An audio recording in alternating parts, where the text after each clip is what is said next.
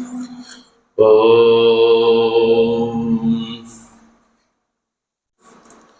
पूर्णमदः पूर्णमिदं पूर्णात् पूर्णमुदच्यते पूर्णस्य पूर्णमादाय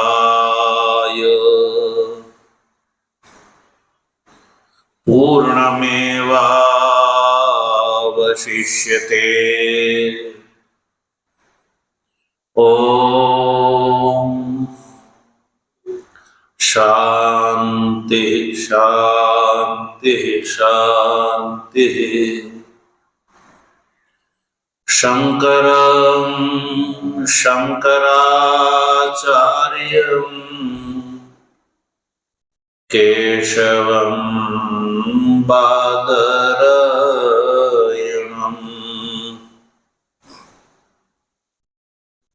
सूत्रभाष्य कृतौ वन्दे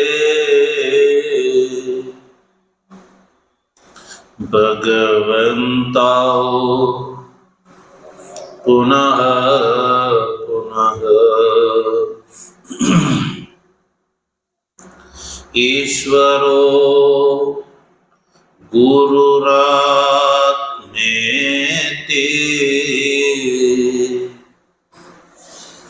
मूर्तिभेद विभागिने व्योमवद्व्याप्तदेहाय दक्षिणामूर्तये नमः। ओम शांति शांति शांति।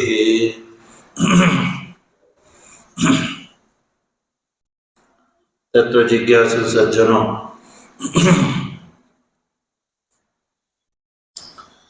भगवत कृपाथी शुक्ल यजुर्वेदनी काण्व शाखानी ईशावास्य उपनिषदना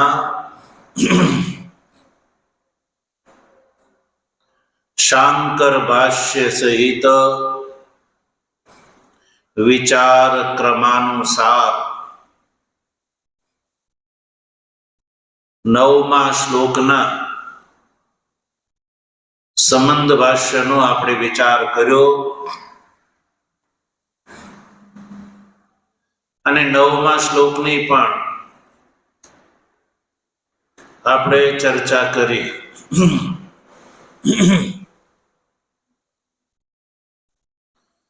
ભગવાન ભાષ્યકાર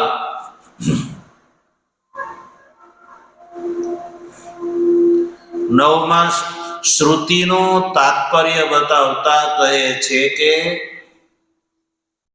9મા શ્લોકથી કર્મ અને ઉપાસનાના સમુચ્ચયનું વિધાન શ્રુતિ કરી રહી છે। કોના માટે? અજ્ઞ અને અવિદ્વાનના માટે। કારણ કે શ્રુતિનું તાત્પર્ય બતાવતા ભગવાન ભાષ્યકાર કહે છે કે પ્રથમ મંત્રમાં સર્વ એષણાના પરિત્યાગી સંન્યાસીને માટે જ્ઞાન નિષ્ઠા કહી, જે પ્રથમ વેદાર્થ છે।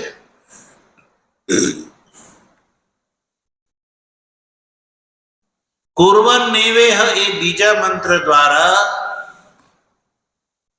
જે જીજીવિષુ છે એના માટે કર્મ નિષ્ઠા કહી, જે બીજો વેદાર્થ છે। અને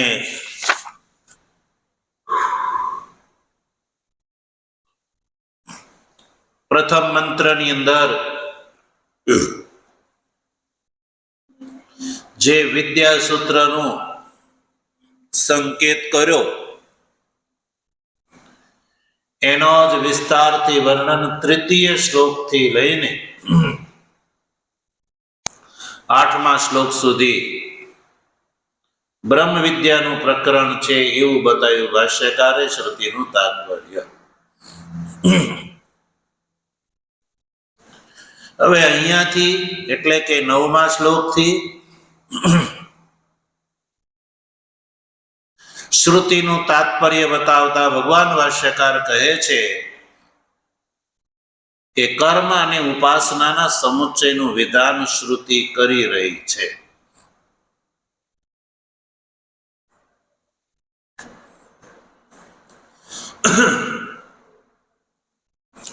તો સજ્જનો આ એક પ્રશ્ન ઉભો થઈ શકે, જ્ઞાન કર્મ સમુચ્ચયવાદી પ્રશ્નો ઉભો કરી શકે કે 9મા શ્લોકમાં તો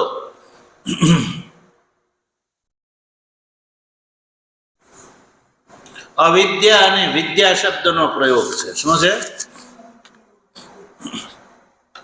અવિદ્યા અને વિદ્યા. અવિદ્યા કેવલ અવિદ્યાના અનુષ્ઠાનની નિંદા શ્રુતિએ કરી, કેવલ વિદ્યાના અનુષ્ઠાનની નિંદા કરી અને એ નિંદા અનુષ્ઠાનના સમુચ્ચયને બતાવવા માટે કરી. શબ્દ પ્રયોગ વિદ્યા અને અવિદ્યાનો છે. અવિદ્યાનો શબ્દ, અવિદ્યાનો અર્થ કર્મ છે. અવિદ્યાનો અર્થ કર્મ છે તો વૃત્તિકાર જ્ઞાન કર્મ સમુચ્ચયવાદી પણ માને છે. પણ વિદ્યા શબ્દના પ્રયોગને જોઈને જ્ઞાન કર્મ સમુચ્ચયવાદી જે છે એ કહે છે કે વિદ્યાનો અર્થ છે અહીંયા જ્ઞાન. વૃત્તિકારની અહીંયા ભ્રાંતિ થઈ ગઈ. વૃત્તિકાર કહે છે કે શ્રુતિએ વિદ્યા શબ્દનો પ્રયોગ કર્યો છે એટલે વિદ્યાથી બ્રહ્મ જ્ઞાન ગ્રહણ કરવું જોઈએ. એટલે કે તૃતીય શ્લોકથી લઈને 8મા શ્લોક સુધીમાં જે જ્ઞાન પ્રકરણ છે એ જ્ઞાન અહીંયા ગ્રહણ કરવું જોઈએ. હવે જો એ જ્ઞાન ગ્રહણ કરવામાં આવે તો વૃત્તિકારના મતથી બ્રહ્મ જ્ઞાન અને કર્મના સમુચ્ચયની વાત ઊભી થાય. જેની બ્રહ્મ જ્ઞાન અને કર્મના સમુચ્ચયની વાત ઊભી થાય.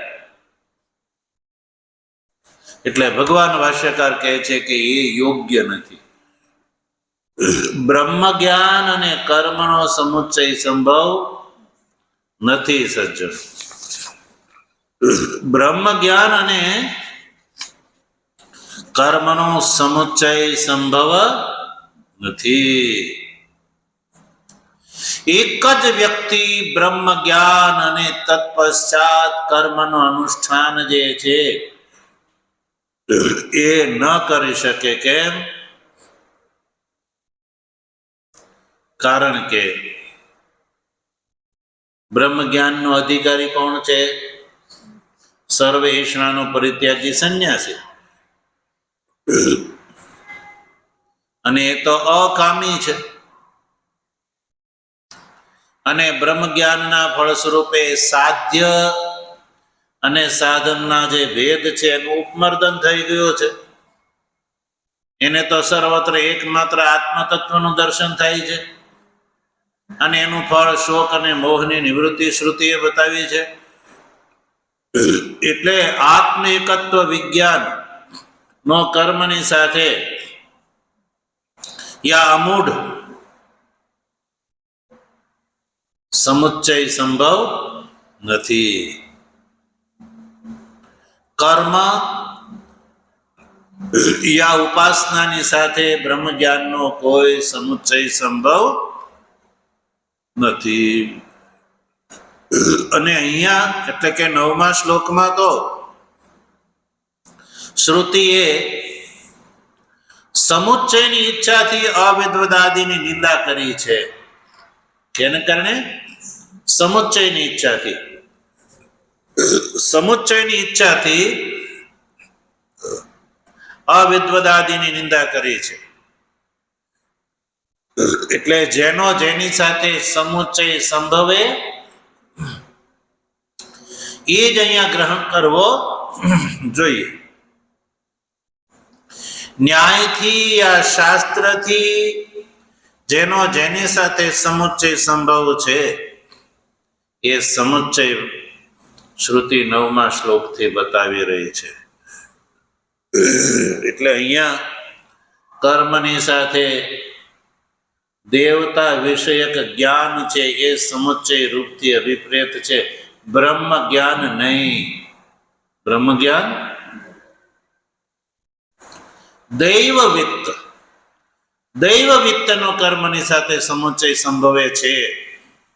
બ્રહ્મ જ્ઞાનનો કર્મની સાથે સમુચ્ચય સંભવ નથી. એટલે જે દૈવ વિત્ત છે, દેવતા વિષય જ્ઞાન છે,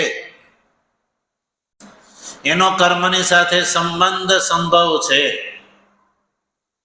પરમાત્મ જ્ઞાનનો કર્મની સાથે સમુચ્ચય સંભવ નથી.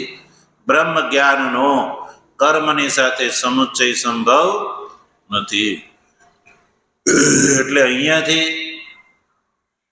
ભગવતી શ્રુતિ કર્મ અને ઉપાસનાના સમુચ્ચયનું વિધાન કરવા માટે થઈને 9મા શ્લોકમાં જે વ્યક્તિ એકલા કર્મનું અનુષ્ઠાન કરે છે તો એનું ફળ અલ્પ છે.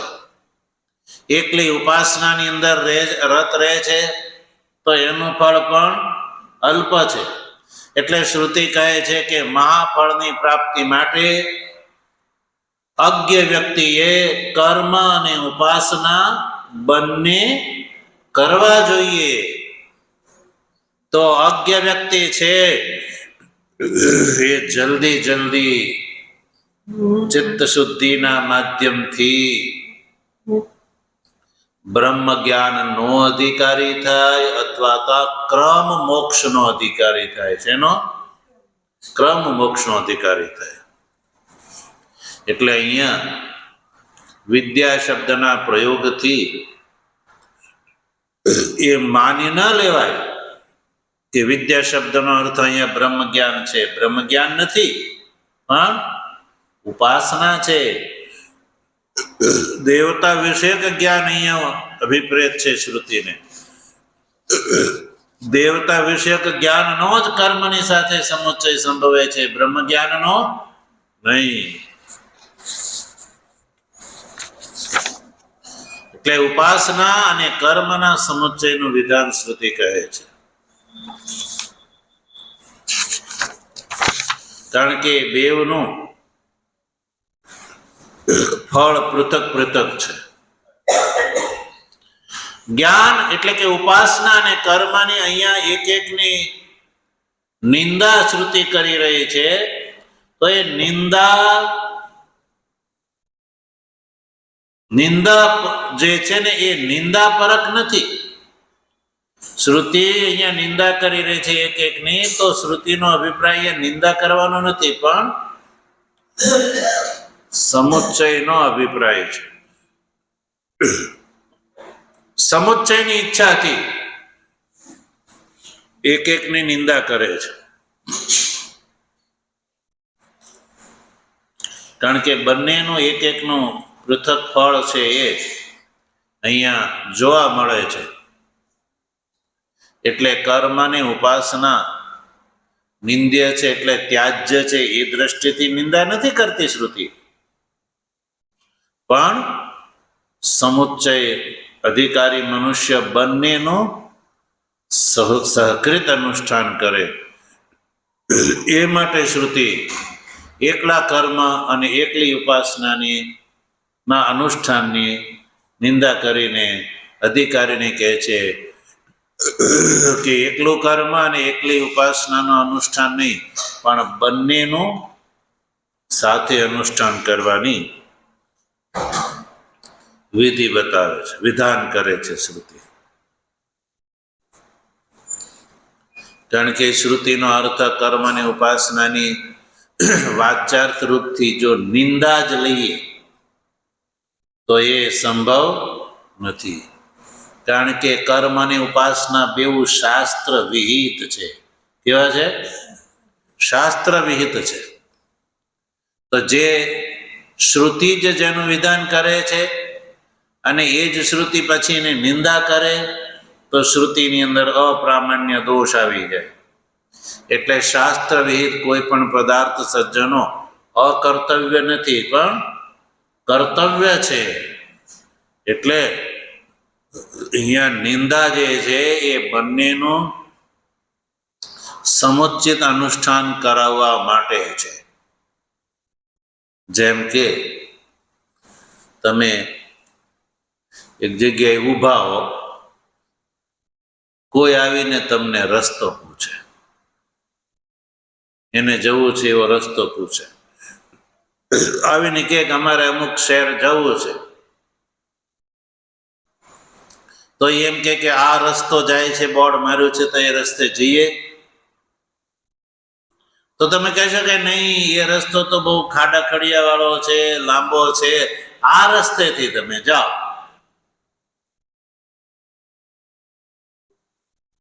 એ રસ્તેથી તમે જાઓ. તો પેલા રસ્તાની નિંદા નથી, પણ આ રસ્તો વધારે સરળ છે. એ રસ્તે કોઈ નથી જતું, નહીં જવા યોગ્ય એવું નથી. એ બાજુ રહેતા હોય એ બાજુ જાય.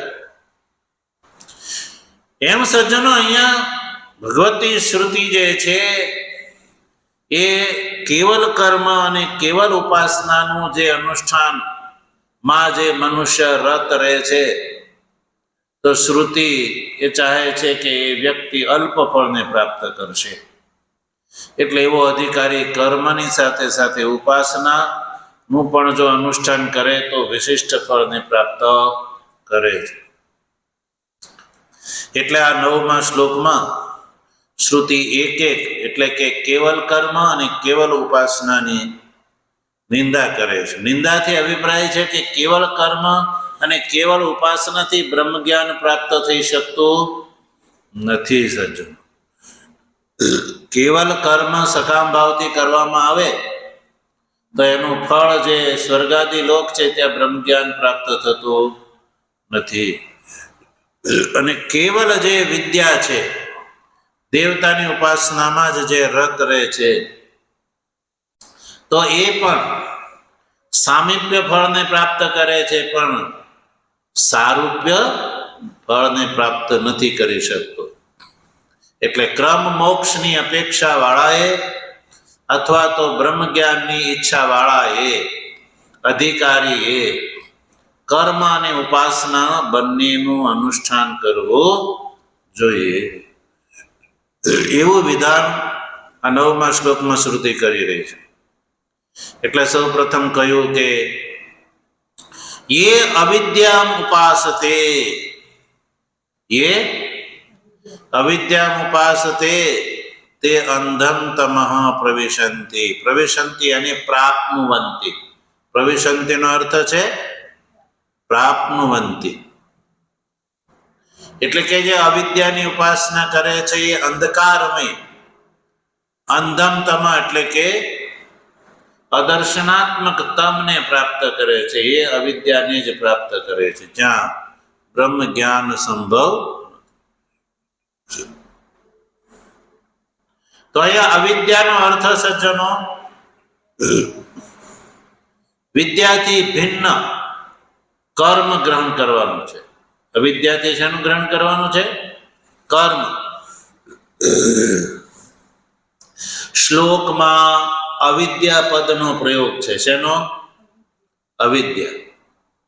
તો સજ્જનો, અવિદ્યાને માટે, કર્મને માટે અવિદ્યા શબ્દનો પ્રયોગ જે છે એ પ્રસિદ્ધ નથી. કર્મના માટે અવિદ્યા શબ્દનો કઈ પ્રયોગ થતો નથી સજ્જનો. તો અહીંયા શ્રુતિએ જ્યારે અવિદ્યા પદનો પ્રયોગ કર્યો છે તો ભગવાન ભાષ્યકાર શ્રુતિના મુખમાં અવિદ્યાની જગ્યાએ કર્મ શબ્દનો પ્રયોગ શા માટે ઠૂંસવા માંગે છે? કર્મ માટે અવિદ્યા શબ્દનો પ્રયોગ તો થતો નથી. તો શ્રુતિને અહીંયા અવિદ્યાથી કર્મ એ અભિપ્રેત છે એવું કેમ માની લેવાય? તો જો ભાષ્યકાર શું કહે છે, એ અવિદ્યા પદનો અર્થ કરે વિદ્યાયા અન્ય અવિદ્યા. વિદ્યાથી ભિન્ન એનો સમાનાંતર શું હોઈ શકે? અવિદ્યા હોઈ શકે. વિદ્યાયા અન્ય અવિદ્યા.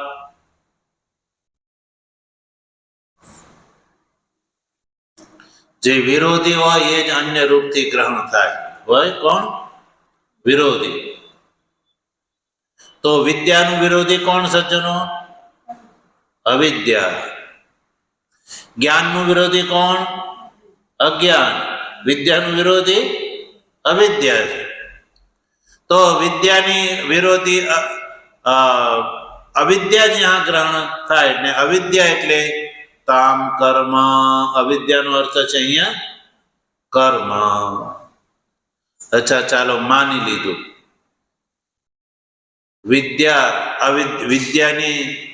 વિદ્યાની વિરોધી છે અવિદ્યા. વિદ્યાની વિરોધી છે અવિદ્યા માની લીધું. પણ વિદ્યાની વિરોધી તો સજ્જનો ઘટપટાદી પણ સંભવ છે. વિદ્યાથી જે અન્યત્વ જે છે સજ્જનો, વિદ્યાથી ભિન્નત્વ, વિદ્યાથી અન્ય અવિદ્યા. તો વિદ્યાથી અન્ય અવિદ્યા જ કેવી રીતે સંભવ છે? વિદ્યાનો અન્યત્વ તો ઘટાદીની અંદર પણ બેસે હોય છે. એટલે અવિદ્યાનો અર્થ અહીંયા કર્મ જ છે. એ કેવી રીતે? ભાષ્યકારની સામે કોઈ પ્રશ્ન ઉઠાવે, કારણ કે ભાષ્યકાર શ્રુતિ શ્લોકમાં અવિદ્યા પદના પ્રયોગથી શ્રુતિનો અર્થ બતાવે છે કે અહીંયા શ્રુતિને અવિદ્યા શબ્દથી કર્મ માન્ય છે. તો કર્મ કેવી રીતે ગ્રહણ થઈ શકે ભાઈ? તો એટલા માટે કે વિદ્યાનું કર્મણ વિદ્યા વિરોધિત્વા. કર્મ જે છે એ વિદ્યાનું વિરોધી છે. કર્મ વિદ્યાનું વિરોધી છે. એટલે વિદ્યાનું વિરોધી અન્ય અવિદ્યા. એટલે અવિદ્યાથી વિદ્યાનું વિરોધી જે કર્મ છે ને એ જ ગ્રહણ થઈ શકે, ઘટપટાદી નહીં. એટલે અવિદ્યાનો અર્થ શું લેવાનો અહીંયા? કર્મ. શું લેવાનું? વૈદિક કર્મ. વિદ્યાનો વિરોધી અવિદ્યા. અવિદ્યાથી અહીંયા અવિદ્યા ઉપાસતે એવું કીધું. તો અવિદ્યાથી અહીંયા શું? અવિદ્યા શું કોઈ ઉપાસ્ય છે? અવિદ્યા ઉપાસ્ય છે નહીં. તો અવિદ્યાનો અર્થ છે અહીંયા કર્મ. શું છે? કર્મ છે. કારણ કે અવિદ્યા વિદ્યાની વિરોધી છે અને અવિદ્યાથી કર્મ એટલા માટે ગ્રહણ કરવાનું છે કે કર્મ વિદ્યાનું વિરોધી છે. એટલે તો અવિદ્યાનો ટોટલ અર્થ થયો સજ્જનો વૈદિક કર્મ. કેવા કર્મ? વૈદિક કર્મ. અને વૈદિક કર્મમાં સૌથી પહેલું કર્મ છે અગ્નિહોત્ર કર્મ. કયું? અગ્નિહોત્ર. એટલે જો ભાષ્યકારે ટોટલ અર્થ કર્યો, વિદ્યાનો અર્થ કર્યો, તામ અવિદ્યામ અગ્નિહોત્રાદિ લક્ષણામ એવ કેવલામ. એ અર્થ. એટલે અવિદ્યાથી અભિપ્રાય છે અગ્નિહોત્રાદિ લક્ષણા. અવિદ્યા એટલે અગ્નિહોત્રાદિ એ જ જેનું લક્ષણ એટલે સ્વરૂપ છે એવી અવિદ્યા એટલે અગ્નિહોત્રાદિ કર્મ. તો ટોટલ અર્થ એવો થયો શ્રુતિનો કે જે અવિદ્યા ઉપાસતે એટલે અનુષ્ઠાન કરે છે. ઉપાસતેનો અર્થ છે અહીંયા અનુતિષ્ઠંતિ, અર્થાત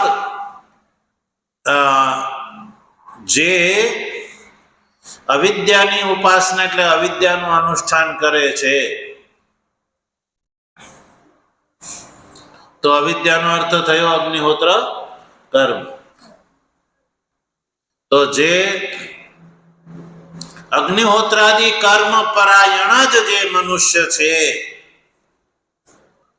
તો એ જીવન પર્યંત મીમાંસકોના કયા અનુસાર, જીવન પર્યંત એટલે કે યાવત જીવમ અગ્નિહોત્રમ જુહ્યાત, એ શ્રુતિ અનુસાર જે મનુષ્ય જે ગ્રહસ્થી જીવન પર્યંત અગ્નિહોત્રાદિ કર્મ પરાયણ જ રહે છે તો એ જીવન પર્યંત અગ્નિહોત્રાદિ પરાયણ કર્મનું ફળ છે સ્વર્ગલોક. શું છે?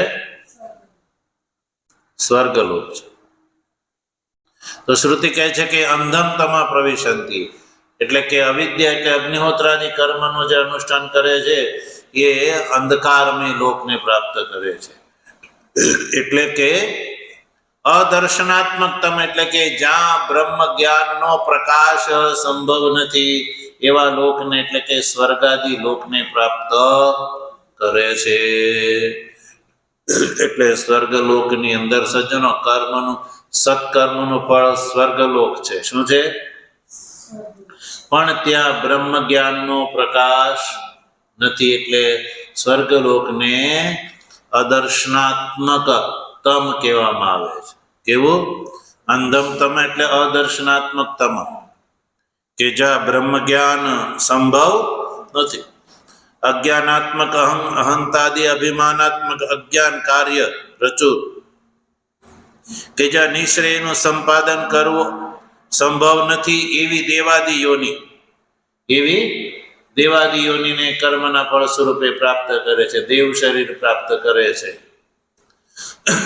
કે જ્યાં દેવ શરીરમાં જ્યાં બ્રહ્મ જ્ઞાન થતું નથી અને એ દીવ પર્જન્ય પૃથ્વી પુરુષની યોષિત ક્રમથી એની પુનરાવૃત્તિ થાય છે, એની સ્વર્ગથી પુનરાવૃત્તિ થાય છે. ત્યાં જન્મ મરણ મટતા, જન્મ મરણ શેનાથી મટે છે સજ્જનો? બ્રહ્મ જ્ઞાનથી.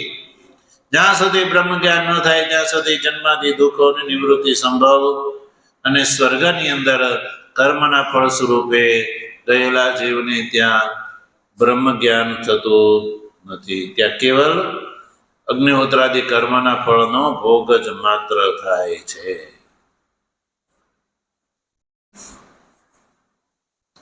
એટલે જો આગળ કેવલામ ઉપાસતે કહ્યું. કેવલામ ને અર્થ છે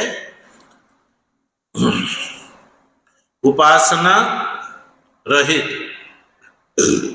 ઉપાસથી અસમુચિત કેવલ કર્મ.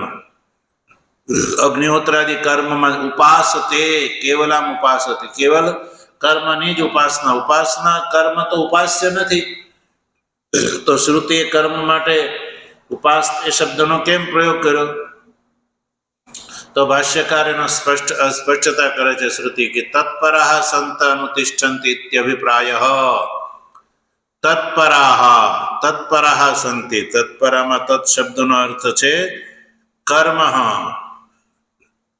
કર્મ કેવલ કર્મ પરાયણ જે મનુષ્ય છે એટલે કે જે કેવલ કર્મનું જ અનુષ્ઠાન કરે છે.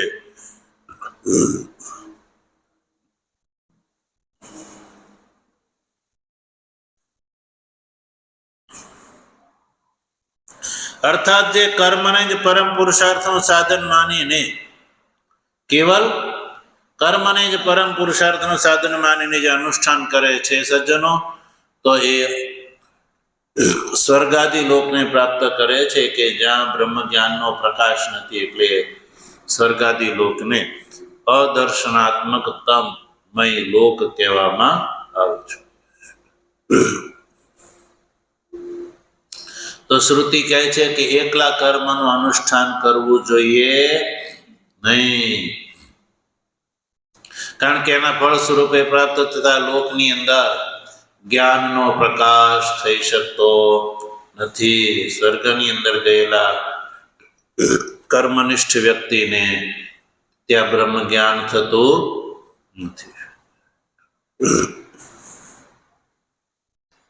હવે જો ઉત્તરાર્ધને જોઈએ આપણે. આ 9મા શ્લોકનું ઉત્તરાર્ધ શું છે? જો તતઃ ભૂય ઇવ તે તમઃ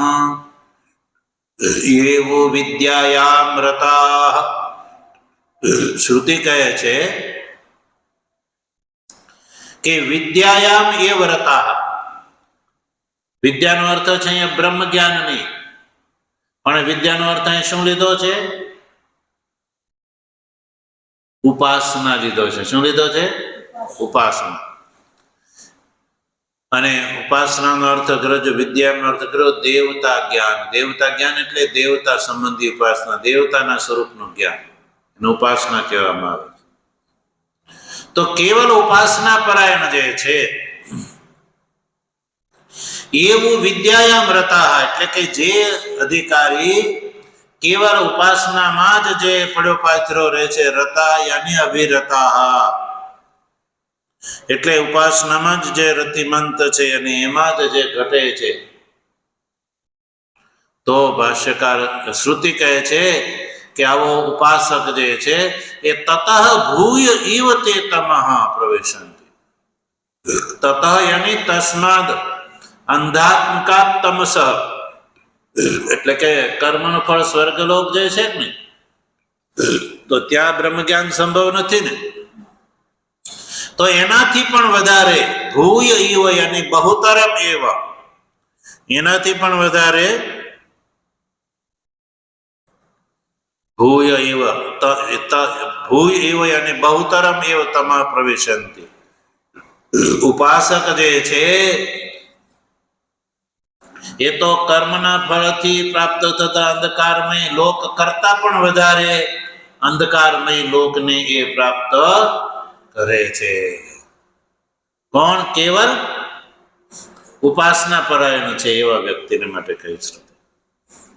કેવલ કર્મ પરાયણ છે એ સ્વર્ગને પ્રાપ્ત કરે છે કે જ્યાં બ્રહ્મ જ્ઞાન સંભવ નથી. અજ્ઞાનાત્મક અહંતાદિ અભિમાનના કારણે અજ્ઞાન એટલે કે દેવાદિયોને પ્રાપ્ત કરે છે. અને ઉપાસક જે છે એ પેલા કર્મવિદ કરતા પણ વધારે બહુતર, બહુતર એટલે વધારે, એના કરતા વધારે, બહુતરનો અર્થ છે તત્કાર્ય સ અભિમાનાદિ આધિક્યમ. તો ઉપાસના જે છે એનું ઉપાસનાનું જે ફળ છે એ એની અંદર કર્મના ફળ કરતા અભિમાન વધારે છે. શું છે? અભિમાન વધારે. તો શ્રુતિ કહે છે કે કર્મના ફળ કરતા ઉપાસનાના ફળનું જે છે એમાં વધારે જીવ બંધાય છે. વધારે કેમ? કે એમાં અભિમાન જે છે એની અધિકતા વધારે છે. બહુતર શબ્દનો અર્થ છે તત્કાર્ય સ અભિમાનાદિ આધિક્યમ. અભિમાનની અધિકતા છે. એટલે માનો કે અગ્નિહોત્રાદિ કર્મના ફળ સ્વરૂપે જે અધિકારી સ્વર્ગાદિ લોકનો ભાગીદાર થાય છે તો ત્યાંથી તો એ પાછો આવીને કદાચિત કાલાંતરે એ બ્રહ્મ જ્ઞાનનો ભાગીદાર થઈ શકે. પણ જે કેવલ ઉપાસના પરાયણ જે છે તો ઉપાસના પરાયણ વ્યક્તિની અંદર પહેલા કરતા અભિમાન અધિક હોવાના કારણે એ તે એના કરતા પણ વધારે તમઃ પ્રવિશંતિ, એટલે કે અભિમાની જેની અંદર દેહનું અભિમાન હોય એને બ્રહ્મ જ્ઞાન થઈ શકતું નથી. એટલે અભિમાન જે છે સજ્જનો અભિમાનમ સુરાપાનમ ગૌરવમ ઘોર રોરવમ પ્રતિષ્ઠા સુકરીમ વિદ્યા ત્રયમ ત્યક્ત્વા હરિમ ભજે. આવું નીતિશાસ્ત્રોમાં બતાવ્યું. અભિમાન જે છે ને એ સુરાપાન બરાબર છે. કેવું છે? સુરાપાન વ્યક્તિ કરે તો એને કોઈ ભાન રહે છે? પોતાના દેહનું નહીં, પોતાના કુળનું નહીં, પોતાની પ્રતિષ્ઠાનું નહીં, હું ક્યાં પડ્યો છે કોઈ ભાન રહેતું. એમ અભિમાની વ્યક્તિને પણ એ સુરાપાન કરેલા વ્યક્તિની જેમ કોઈ ભાન રહેતું નથી કે હું શેનું અભિમાન કરું છું, કોની સામે હું બોલું છું, શા માટે બોલું છું. અને અભિમાન કોનું ભાઈ? શેનું અભિમાન? અહીંયા કોણ શું લાવ્યું છે ને કોનું કોની પાસે છે? શેનું અભિમાન? અહીંયા તો બધું સામગ્રી તો બધી પરમાત્માની છે. કોની છે? પરમાત્મા. આ જીવ કઈ નવું ઉત્પન્ન કરે છે? કઈ પેદા કરી શકે છે? સામગ્રી સર્વે હરિતણી ભોગવે છે સંસાર, મારો મારો તે કરી રહ્યો, તેને ખાય છે માર. સાંભળ શુદ્ધ ચિત્તે કરી. તો ભાઈ ભગવાનનું બધું ઉત્પન્ન કરેલું છે. ભગવાને સંસાર બનાવ્યો. જીવને મનુષ્ય શરીર કોને આપ્યો ભાઈ? આપણે જાતે લઈ લીધું કે ચાલો ભગવાનના ભંડારની અંદર બધા કેટલા બધા શરીરો પડ્યા, એક કોટ પહેરી લીધો, શરીરરૂપી કોટ. એવું ખરું? નહીં. દેહ ભગવાન આપે છે, પણ આ જીવ દેહાદિના અભિમાનની અંદર એટલો પ્રચુર થઈ જાય એટલે એમાંથી બહાર નીકળી શકતો નથી. એટલે કર્મના ફળ કરતા પણ ઉપાસનાનું ફળ વધારે બંધનકારી છે એવું શ્રુતિ કહે છે. કેવું છે? બંધનકારી. એનું બંધન છૂટવું કઠિન છે એ કહે છે. એટલે કે દેવતા જ્ઞાની એ વ્રતા અભિરતા એ તતઃ ભૂય ઇવ તે તમઃ પ્રવિશન્તિ. અદર્શનાત્મક તમ કરતા પણ વધારે એ તમઃ ને પ્રાપ્ત કરે છે કે જ્યાં જ્ઞાનનો પ્રકાશ સંભવ નથી. જ્ઞાનની જ્યાં એક કિરણ પણ ત્યાં પહોંચી શકતી નથી એવા લોકને એટલે કે એવા ફળને એ પ્રાપ્ત કરે છે. કે કોણ પ્રવેશ કરે છે? તો કયું? કર્મ હિત્વા, કર્મ છોડીને જે દેવતા જ્ઞાનની અંદર જે અભિરત છે. અભિરતનો અર્થ છે એની અંદર જ જે પડ્યો પાથરો રહે છે એ સત્ય. તો શું કર્મ અગ્નિહોત્રાદિ કર્મ ન કરવા? શું દેવતા વિશે ઉપાસના ન કરવી? તો શ્રુતિનો અર્થ કર્મને ઉપાસનાથી નિવૃત્ત કરવાનો નથી, પણ બંનેનું સહકૃત અનુષ્ઠાન કરવાનો છે. શ્રુતિ ચાહે છે કે અધિકારી એકલો કર્મ અને એકલી ઉપાસનામાં પડ્યો પાત્ર ન રહે, પણ કર્મ અને ઉપાસના બેવો સાથે કરે સજ્જનો. એ અભિપ્રાયથી શ્રુતિ એક એકની નિંદા કરે છે. અને એટલે જ 10મા શ્લોકની અંદર એક એકનું ફળ બતાવે છે. કર્મનું ફળ અલગ છે અને ઉપાસનાનું ફળ અલગ છે. એટલે જો બંને સાથે કરે તો 11મા શ્લોકમાં કહે છે કે અમૃતત્વને પ્રાપ્ત કરી લે છે.